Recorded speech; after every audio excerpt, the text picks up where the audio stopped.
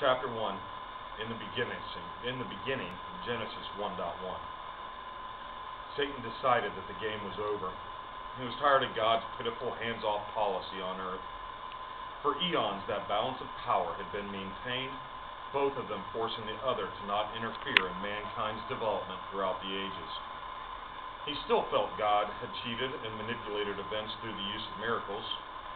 Fatima, the Shroud of Turin, and most of all, Jesus.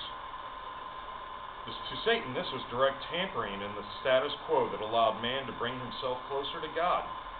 And Satan also knew that he was guilty of manipulating humans himself to achieve his own evil goals.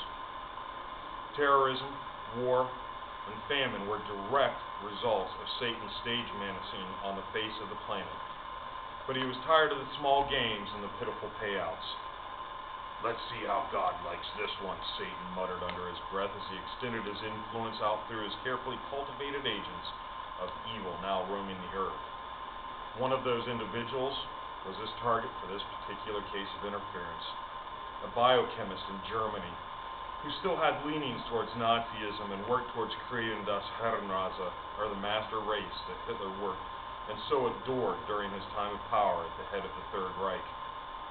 The young German stood over his cluttered workbench, combining ingredients to limit the abilities of the Untermensch, or the unworthy, to procreate. "This will work. This will work. This will keep those bastards and bitches from breeding," he thought as the concoction mixed on the lab table. As he turned to grasp his coffee mug, waiting for the mixing process to finish, he knocked over a lit Bunsen burner. The flame licked out of the overturned piece of the lab equipment, the bright red and blue flames waving across the tables like waves of a quick-moving stream, igniting the doctor's notes that lay strewn about the workbench. Shocked by his clumsiness, he tried to swat the flames with his bare hands, then a stained and torn work towel, and finally attempted to douse the flames by splashing his coffee onto the burning documents, but to no avail. The heat increased, the licking tendrils of the fire spread, engulfing the work area, heating his newly mixed virus to the boiling level. The rapid increase in temperature caused it to evaporate into the air, creating plumes of the chemicals that mixed with the gray, acrid smoke from its fire. The doctor turned to run from the room, all thoughts of his research abandoned. The tendrils of smoke and chemicals reaching his nose and assaulting his body with unprecedented results. His torso jerked upright, as if rigor mortis was setting in. His eyes rolled backwards into his head, leaving only the whites of his eyes visible, and all bodily functions ceased. Within a split second, the rigidity released. His tall form relaxed, and his eyes focused on the room that lay before him.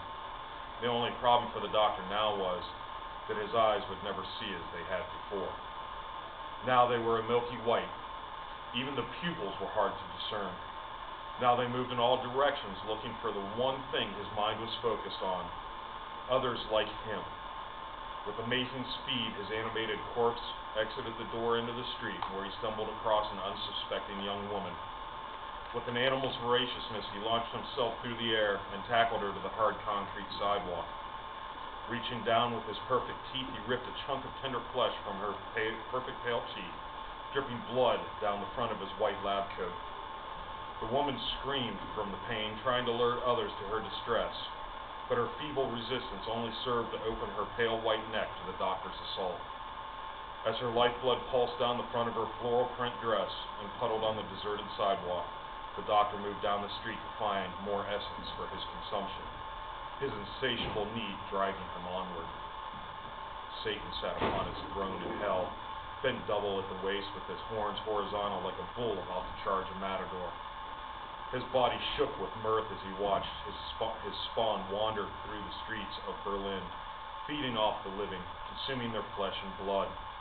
When the young woman finally passed, Satan carefully studied her soul in purgatory as she awaited her assignment to either heaven or hell. From his observations, he realized that she would not reanimate and join his army of minions. She had the one thing that drove him insane with fury: faith. Her belief in a higher being would protect her from the living nightmare of roaming the earth in search of sustenance.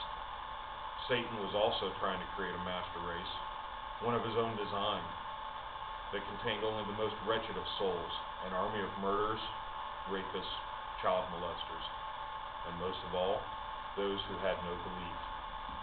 These dregs of society were his target.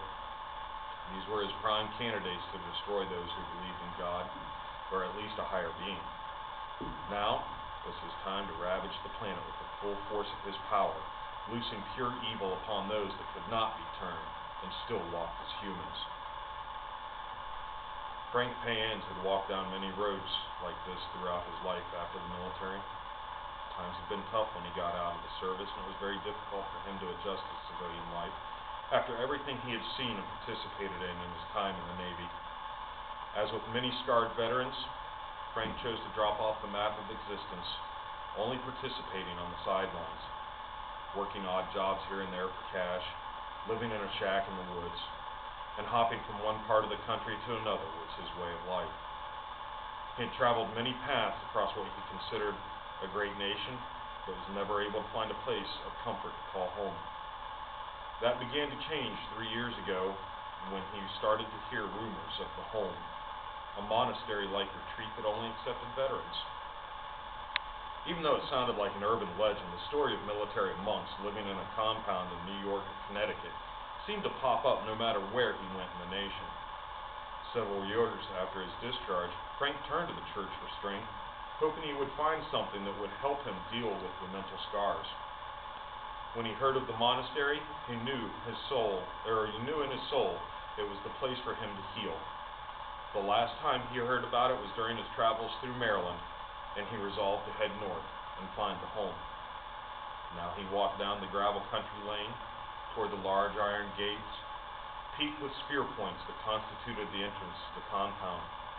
It had taken him a few months of research and story swapping to finally find its exact location on the bluff overlooking the river.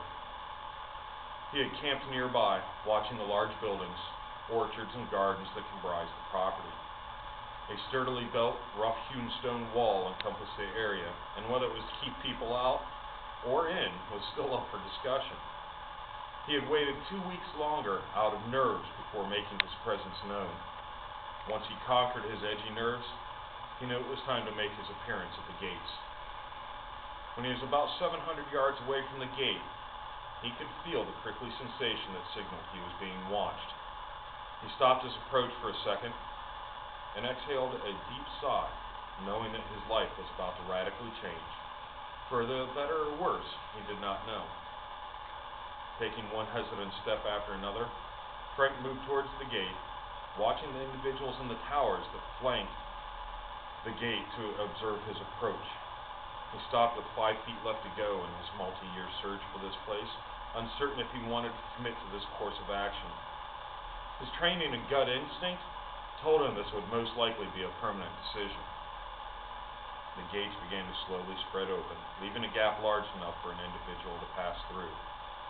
A figure wearing a brown hooded robe walked from the base of the towers and stood in the narrow opening of the gate, his arms hidden by the large billowing sleeves. Frank looked the man over from top to bottom, keenly appraising the individual that stood before him. Salt and pepper hair crowned a head held high at the top of the man's large frame. He exuded an aura of confidence at him as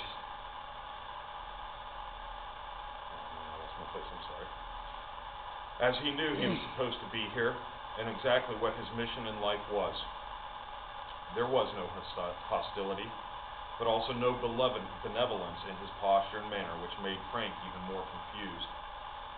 "We have awaited your arrival, brother. It is time for your healing to commence," the monk intoned towards Frank across the small gap. Frank dropped his rucksack to the ground and fell to his knees, knowing that not only had he found the object of his search, but he had finally located the spot of comfort that he was looking for, the place he could call home. And that's the end of Chapter 1 of Faith in the Undead.